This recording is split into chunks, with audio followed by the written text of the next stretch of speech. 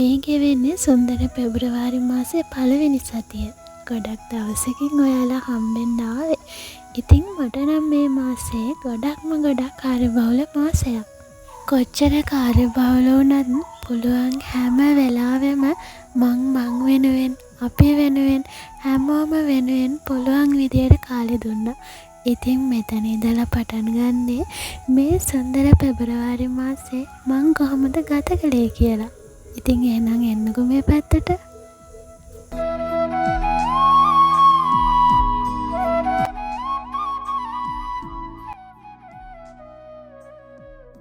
මේ ගෙවෙන්නේ පෙබරවාරි මාසේ පළවෙනි සතිය. ඉතින් ඔයාලා දන්නවනේ මං ගොඩක්ම කැමති මේ පරිසරයේ සුන්දරත්වය විඳින්න, දකින්න. ඉතින් මං ඒ හින්දාම ආවා උදේ පාන්දරම ඔයාලත් එක්ක මේ ලස්සන මං වටේට තියෙන මේ පරිසරයේ සුන්දරත්වය, ඒ හඬ ඔයාලත් එක්ක විඳ ගන්න.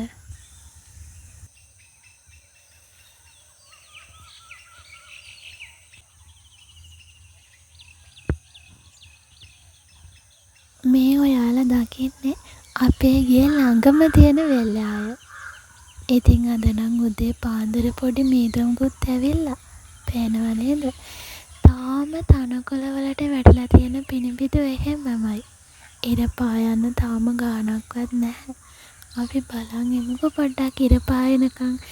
එතකන් ඔයාලා මේ පරිසරයේ සුන්දරත්වය, ඒ පරිසරයෙන් ඇහෙන හඬ විඳින්න කැමති නේද? ඒ හඬ හිතට ගේන්නේ පුදුම සැනසීමක්. පොඩ්ඩක් අහන් ඉන්නකෝ. කියන්න බැරි වුණානේ ඉර පායන්න මොකද මේ තරම් පරක්කු කියලා. මේ දවස්වල පොඩ්ඩක් මේට වහිනවා. ඉතින් අදත් උදේ පාන්දරේ ඉඳලා පොඩි වැහිබර ගතියකුත් තියෙනවා. පේනව නේද? වෙලේ ගොයන් කැපුවට පස්සේ අන්න ඔහොම තමයි ඉපනැල්ල ඉතුරු වෙලා තියෙන්නේ. ඉතින් ගොඩක් දකින්න අඩුයිනේ. ගමේ අයට නම් මේ දේවල් හැමදාම දකින්න තියෙනවා. මේ පිනිබින්දු මේ කොළවලින් බිමට වැස්සිලා වේලිලා යන්න තව පුංචි වෙලාවයි තියෙන්නේ. මේ තියෙන්නේ සාරණ. මේ ගිරප්පලා කිසිම පොහොරක් නැතුව නිදහසේ හැදෙන මේ කොළවල පුදුම ගුණයක් තමයි තියෙන්නේ.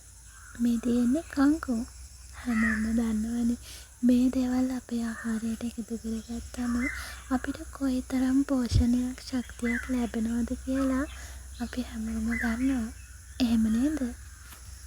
ගොඩක් කාලෙකින් ඔයාලව එක්කන් යන්න බැරි වුණා මගේ ගෙවත්ත පැත්තට. එන්නකෝ අද යමුකෝ ඒ පැත්තට. මේ දවස්වල මට නම් මගේ ගෙවත්ත වැඩ කරගන්න උනේම නැහැ. අම්මා තමයි ඒකේ හැම දෙයක්ම කරන්නේ. ඒ තරමටම මං ගොඩක් කාර්යබහුල වෙලාද. ඒත් එහෙම කියලා බෑනේ. ඒ දේවල් වෙනුවෙනුත් මං කොහොම හරි මගේ කාලයෙන් කොටසක් වෙන් කරගන්නවා. තිබ්බට ගස් ටික නම් හොඳටම වයසට ගිහිල්ලා ගොඩක්ම ලෙඩ වෙලා. පේනව නේද? ඉතින් ඔයාලට මගේ වීඩියෝ බැලුවා නම් මතක ඇති මං ඔයාලත් එක්කමයි මේ ගස් වගා කරනේවා මගේ ගෙවත්ත වැඩ පටන් ගත්තේ. ඉතින් එයාලා ලෙඩ වෙලා කියලා බැහැනේ. අපි එයාලට ලෙඩ හොද වෙන්න බෙහෙත් දීලා බලමුකෝ. උදේ පාන්දරම පොඩි රවුමක් ගිහිල්ලා ඇවිල්ලා මම දැන් ලෑස්ති වෙන්නේ බුදුන්ට පහන තියලා යශෝදරා මෑණියන්ටත් මල් වට්ටියක් පූජා කරලා මගේ දවස් වැඩ ටික ලස්සනට පටන් ගන්න. ඉතින් මම කොහොමද දවස් වැඩ පටන් ගන්න කියලා කලින් වීඩියෝ එකක් ගෙනල්ලා තියෙනවා. කැමති අය ගිහිල්ලා ඒක බලලා එන්න. ඉතින් අද දවස ලස්සනට පටන් ගන්න ආශිර්වාදත් අරගෙන උදේ කෑම එකත් කාලා මම මේ ලෑස්ති වෙන්නේ මගේ දවසේ වැඩ ටික පටන් ගන්න. ඉතින් ඔයාලට කියන්න බැරි වුණානේ මම මේ හදන අයිටම් මොනවද? ඉතින් මේ දේවල් ගැන විස්තර ගොඩක් ඔයාලට බලා ගන්න පුළුවන් Nirmala market place YouTube channel එක පැත්තට ගියොත්. මම description එකේ link එක දාලා තියන්නම්. කැමති කෙනෙක්ට පුළුවන් channel එක subscribe කරලා මාත් එක්ක එකතු වෙන්න. මගේ අලුත් item බලන්න. ඉතින් මේ පෙබරවාරි මාසේ පළවෙනි සතියේම අන්න හස්බන්ඩ්ත් ගෙදර ආවා. ඉතින් ගොඩක් සතුටුයි. ඒ වගේම තමයි කාර්යබහුල වුණු මම තවත් කාර්යබහුල වුණා. ඉතින් අපි දෙන්න එකතු වෙලා වැඩ ගොඩක් කරා. ඉතින් ඒ දේවල් මොනවද කියලා වීඩියෝ එක ඉස්සරහට බලන්න එන්නකෝ. මම වැඩ කරන අතරතුරේ හස්බන්ඩ් අතින් ඇදුණු වෙනස් විදියට හදපු කෑම වේලක්. ඇත්තටම මම මාරු මාසයි එයා උයන කෑම කන්න. මොකද ඉතින් එයා කලාතුරකින් එන්නේ. ඒ හින්දා මං නිවාඩු ආවම අනිවාර්යෙන් එයාට කියලා මොනවා හරි හදාන කනවමයි. ඉතින් මේ දැන් අපි යන්නේ මගේ හස්බන්ඩ්ගේ බර්ත්ඩේ එක තිබුණා. ඉතින් එයාගේ බර්ත්ඩේ එක වෙනුවෙන් අපි හිතුවා ළඟ තියෙන ආරණ්‍යයකට දානයක් කරන් යන්න. ඉතින් එතනට ගියාට ඔයාලට වීඩියෝ ක්ලිප්ස් ගන්න බැරි වුණා. මොකද එතන පුදුම නිස්කලංක බවක් තිබුණේ. ඒ පරිසරයේ හඬ, ඒ නිහඬියාව, ඒක පුදුම සැනසීමයි. ඇත්තටම ෆෝන් එකක් අරගෙන වීඩියෝ කරන්නවත් හිතෙන්නේ නැති තරම් පුදුම විදිහට ඒ පරිසරයට වශී වෙනවා. ඉතින් අපි එතනට වෙලා ටිකක් වෙලා හිටියා. පුළුවන් විදිහට වීඩියෝ ක්ලිප් ටිකක් ගත්තා. ඉතින් ඒව තමයි ඔයාලා මේ දකින්නේ. දානේ පූජා කරලා ඉවර වෙලා බුදුන් ඇඳගෙන අපි දෙන්නගේ වැඩ ටිකකුත් කරගෙන ගියා අපි දෙන්න පොඩි පාර්සල් එකක් ගන්න. ඉතින් ඒක ගෙදර අරන් ආවිල්ලා බැලුවට මොකද ඔයාලා වෙනුවෙන් ගේන්න වීඩියෝ නම් කරන්න බැරි වුණා. ඉතින් ඒකේ විශේෂ දේවල් තිබ්බේ නැහැ. මගේ බිස්නස් වැඩවලට ඕන කරන අයිටම් කීපයක් තමයි ඕඩර් කරලා තිබුණේ. ඉතින් ඒ දේවලුත් බලලා මම මගේ වැඩ ටිකක් කරගෙන එදා දවස ඔය විදිහට ගෙවිලා ගියා. ඉතින් ඊළඟට මේ පටන් ගන්නේ දෙවෙනි සතියේ. ඉතින් මේ සතියත් හරිම ලස්සනයි.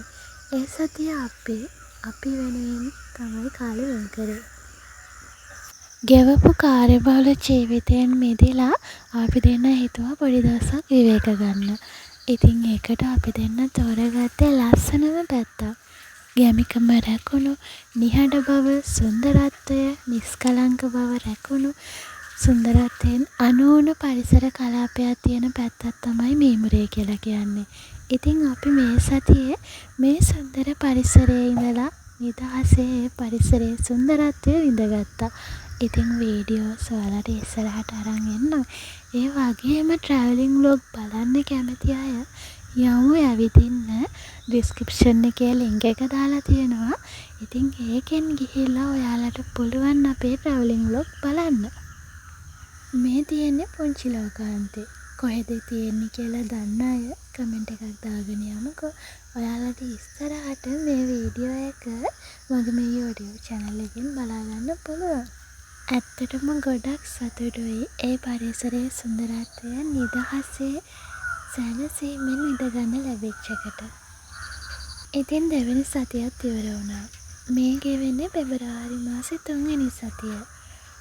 ඉතින් කොහෙද කියලා බලන්නකෝ. ගොඩක්ම ලස්සනයි.